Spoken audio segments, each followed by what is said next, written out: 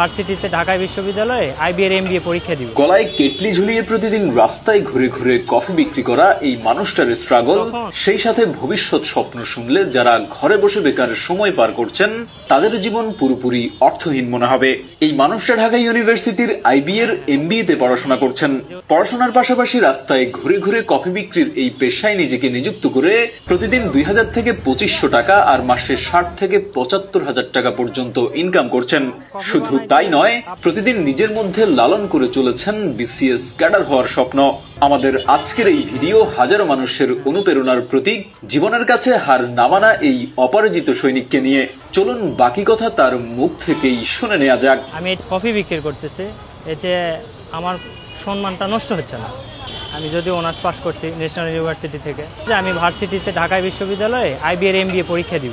47তম BCS পরীক্ষার preparation নিয়েছিলাম, তবে এটা পারবো না, কারণ হচ্ছে যে একটা প্রতিষ্ঠান মোটামুটি এই পরিচিত হইতে সময় লাগতেছে বা সময় হয়েছে। তো এটা যখন দাঁড়ায় গেছে, আমাকে সবাই পরিচিত, সবাই চিনে। এরপর 48তম বিসিএস পরীক্ষা দিব আর কি। হ্যাঁ, আমার নাম মোহাম্মদ সোহাগ আলী। আসলে আমি জব করতাম যমুনাতে, তো দেখলাম যে ওখানে স্বাধীনতা কম, যার কারণে একটু ভাবে চিন্তে সিদ্ধান্ত নিলাম যে একটু উদ্যোক্তা হওয়া যায় কিনা, কম পুঁজিতেই ভালো একটা কিছু করা যায় নাকি। তো ঢাকা শহরে আসা দেখলাম যে অনেক ব্যবসায় আছে, তবে চা কফির ব্যবসাটা অনেকটা ভালো, চার চেয়ে কফিটা একটু ভালো মানসম্মত যদি করা যায়। এই জন্য আমি সিদ্ধান্ত নিলাম কফির ব্যবসা করব। আমার একজন ওস্তাদ আছে, উনি বাংলা মোটরে কফি বিক্রি করে, মোটামুটি প্রায় 50 থেকে 60,000 টাকা ইনকাম করে। আমি ওনার কাছে গিয়ে এই ব্যবসাটা কিছু টেকনিক আছে, তারপরে কিছু বিস্তারিত জিনিসগুলো ওনার থেকে জানার পর আমি সিদ্ধান্ত নিলাম যে না, আমিও করতে পারি।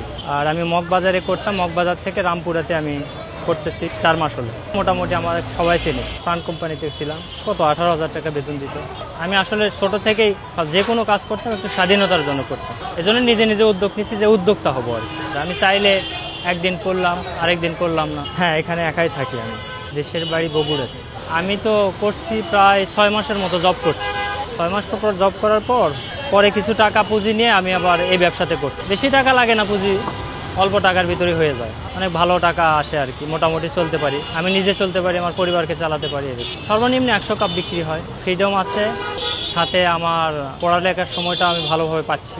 এই জন্য আমাকে আমি খুব খুশি আর কি। এখানে এনারা দোকান খুলে 10টার দিকে, তো নাস্তা করার পরে এরা চায় যে একটু কফি বা চা হোক। এই জন্য আমি নির্দিষ্ট টাইম 10টায় বের হই, এক ব্যাচ খাওয়ানোর পরে আবার কিছু রেস্ট নেওয়ার পর, দুপুরের পর, যেমন এই টাইমে ভাত খাবার পর খাইতে ইচ্ছে করে।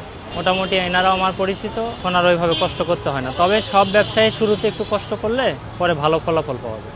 যদি কেউ চায় যে নিজে উদ্যোগে আমি পরিবার চালাবো, সাথে আমি নিজে চলবো, তাহলে যে কোনো ব্যবসা, ছোট থেকে ছোট ব্যবসা করা উচিত আমার মনে হয়। এখন বুঝতেছি চাকরির পিছনে ছুটবো অবশ্যই, পাশাপাশি একটা প্রতিষ্ঠান দাঁড়ায় গেলে তখন ওখান থেকে ভালো টাকা ইনকাম আসে।